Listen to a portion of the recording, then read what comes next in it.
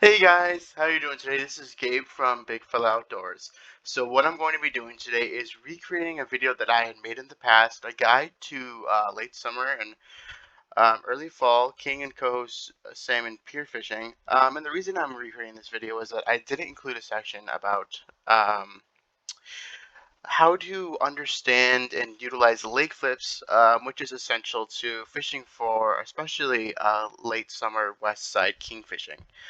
Um, And yeah, we're gonna get into that today. So for late summer, early fall, kind of middle of August to middle of September,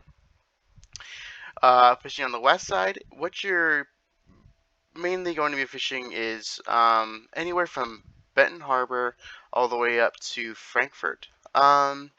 So from Grand Haven to Benton Harbor, it's going to be mostly cohos, and then from Ludington up to Frankfurt, it's going to be some cohos, but mostly kings.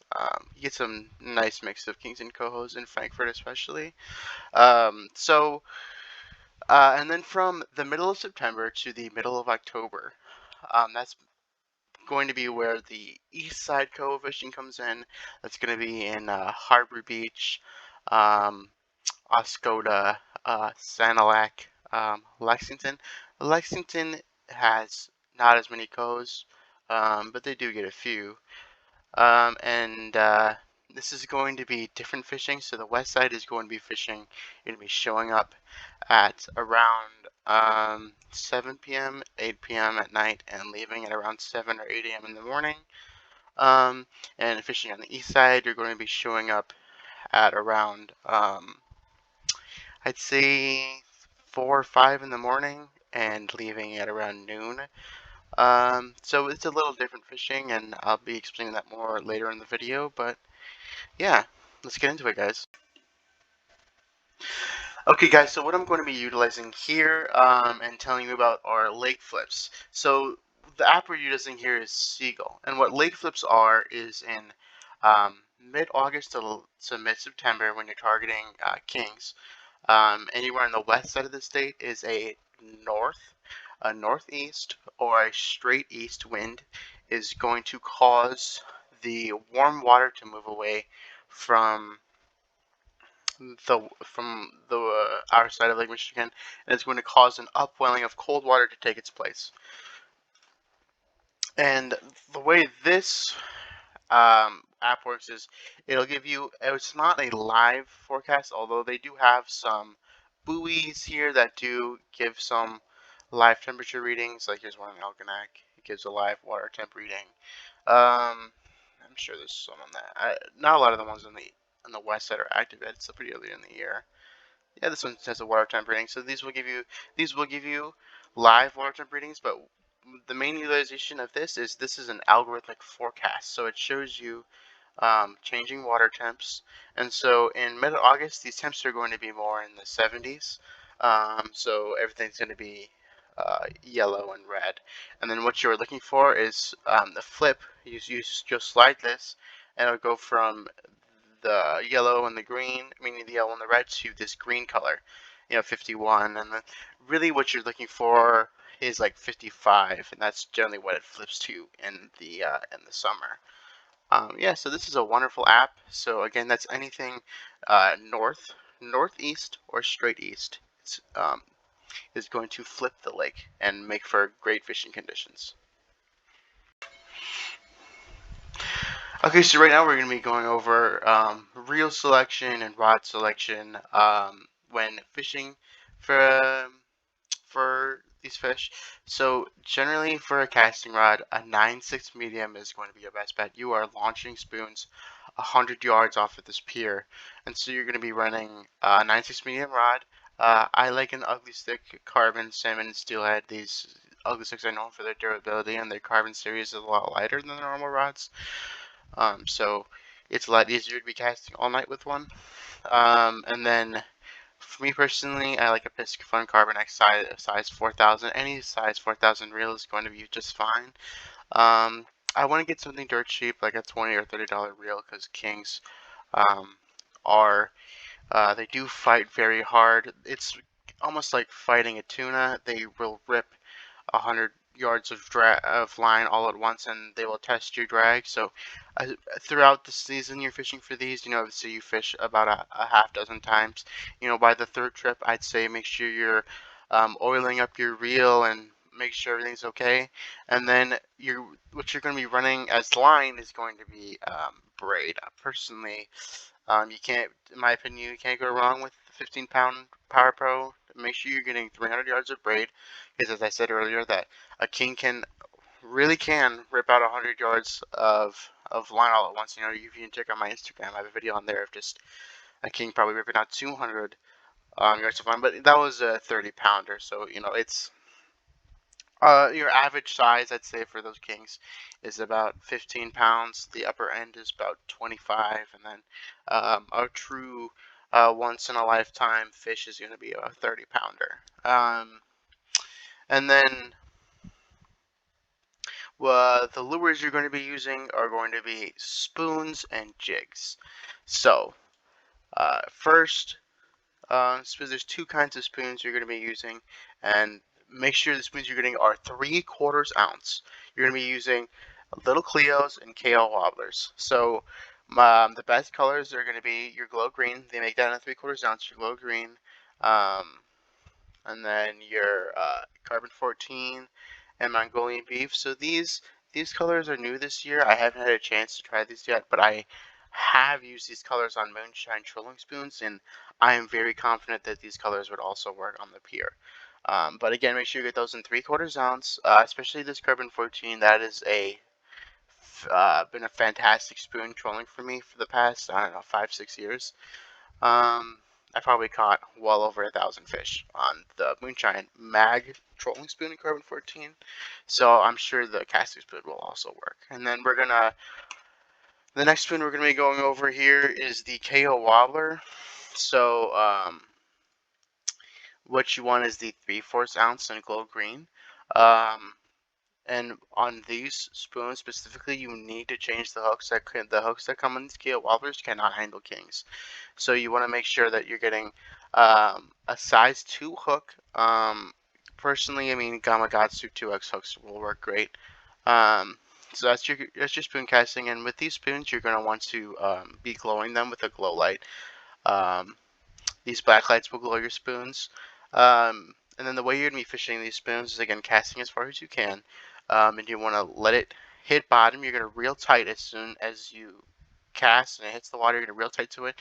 And you're going to hold your rod and you're going to wait and you're going to feel your spoon hit bottom. And the way you're going to feel that, either your line's going to go slack or you're going to feel a little tap as it hits the bottom. And another thing about when it's falling like that, you will get hits on the drop. I've caught quite a few fish on the drop, and that will feel like a bluegill hitting your line. Just a little, your rod will almost vibrate. And that's the same way they're hitting jigs, which I'll go over here in a second. Yeah. And then so when you're reeling in, you want to reel in a slow or medium speed. So now I'm going to go over jigs. So again, you won't catch many cohos on this. I actually don't think I've ever caught a coho off of Pier jigging, but I've caught a lot of kings doing this.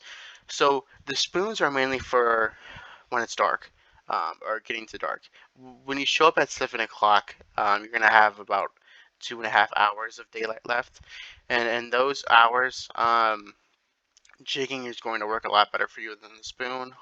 Same in the morning if you want to stay about an hour after first light. The jig is going to work better than anything else. 2 ounce all white jigs are my preferred. So what you're going to do is you're going to cast as far as you can. You're going to wait for it to fill bottom again. And these are going to be a lot easier to fill bottom than the spoons. And what you're going to do is, king's like a very aggressive jerk. So you're going to do is, you're going to jig hard, reel down to your jig hard, reel down to your jig hard, reel down to your jig. So I'd give a half second pause between those 3 jigs, and then you're going to let it hit the bottom again, and you're going to repeat. And this takes a little bit of practice, because as the jig gets close to the pier, most piers have rocks, and it is very likely the first you'll go through a few jigs before you really get used to your pier and where the rocks are and where you can reel in. But once you get over that learning curve, the jig can be very fruitful. I've caught a lot of kings on the jig. Um, and Also on these jigs, you need to replace the hooks. The hooks that come in these Pier laser minnows are dog shit. So you're gonna want again, a Gamakatsu 2X is gonna be just fantastic in size 2. And yeah, so that's the tackle overview for kings on the west side. So from Benton Harbor all the way up to Frankfurt, from about the middle of August to the middle of September on lake flips. About as simple as that, guys. Yeah. Okay, so now we're gonna be over casting for coves on the east side for about the middle of September to the middle of October.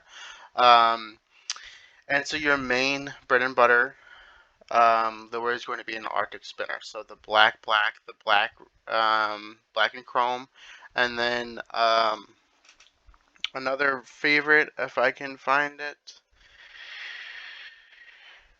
I'm not seeing. Oh, here we go. Orange is another really good one. So these are you're gonna get your bread and butter for casting for these coves, and again on the east side you're gonna be wanting to show up at the pier around 4:30. When you show up at 4:30, more like 5:30. When you show up at 5:30, it's gonna be dark, and you don't really need to be fishing then. I've actually never caught a coho on the dark on the east side. Maybe I'm just not lucky, but generally I'm going to tell you it's a waste of time. So I just sit there, bring a chair, sit on your phone until it gets first light, and at first light start casting. And then so your bread and butter is going to be these Arctic spinners, and then other good producers for me are going to be smaller little Cleos. So these are going to be your 2/3 ounce, because again on the east side there aren't alewives. Their main forage base is going to be emerald shiners, and so you want smaller spoons. So your 2/3 ounce spoons work the best. The nickel and fire stripe and the nickel and blue are going to be good producers, and then another good producer is going to be, if I can find it here. It's going to be this Moonshine Glow aged in orange. That's going to be another good producer. And this is a new spoon, again, like the other Moonshines I was showing you, but this is a producer already. I've already caught about a dozen spring cohos on it, so I know this spoon produces. So again, that's in 2/3 ounce. All those spoons you want in 2/3 ounce, because again, on the east side, they don't have alewives. And then another good producer for you is going to be 5-rack spinners, the black on black.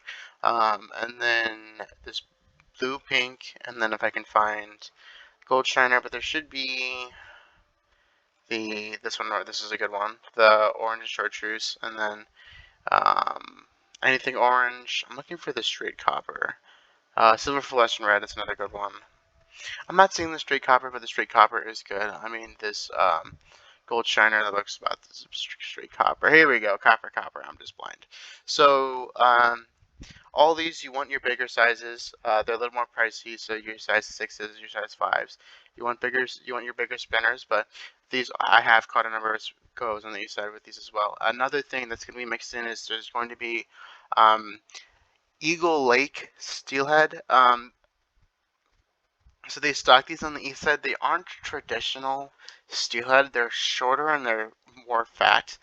They stack rainbows from Eagle Lake in Lake Huron, in Sanilac, and in Harbor Beach, and in Lexington. And so those fish are going to be mixed in. There aren't nearly as many as there are going to be cohos, because the main run of them is more in November. But I'd say for every 5 cohos you catch one of these Eagle Lakes when you're fishing for these cohos. And when you get them, they're dime bright chrome, and they're great eaters.